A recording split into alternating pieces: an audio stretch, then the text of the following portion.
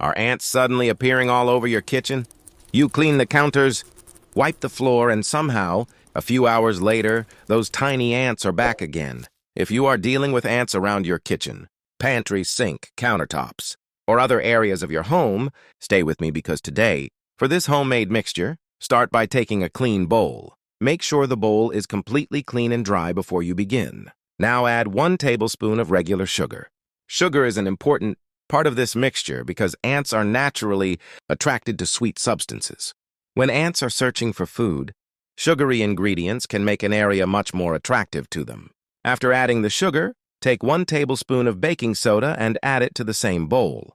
Baking soda is a common household ingredient that people use in many DIY cleaning and pest control ideas. In this mixture, it is combined with the sweet ingredient to create a homemade bait. Now we're going to add dish soap. Take 2 tablespoons of dish soap and slowly add it to the bowl. Dish soap is normally used to remove grease, oil, and food residue from dishes and kitchen surfaces. In this homemade mixture, it also changes the consistency of the ingredients and helps turn the dry ingredients into a thicker wet mixture. Take 1 tablespoon of cinnamon and add it to the mixture.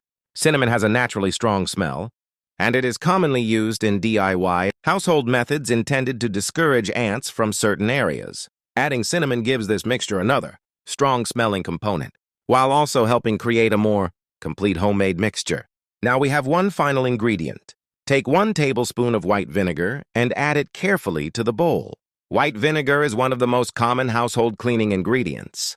Its strong smell makes it useful for many cleaning applications, and it can also help remove certain food-related odors from household surfaces. Once the vinegar is added, don't stop there. The mixing process is very important. Take a spoon and slowly mix everything together. Keep stirring until the sugar, baking soda, dish soap, cinnamon, and vinegar are evenly combined. At first, the mixture may look separated, but keep mixing it thoroughly. After everything is combined, you should have a thick, slightly wet mixture with a smooth consistency.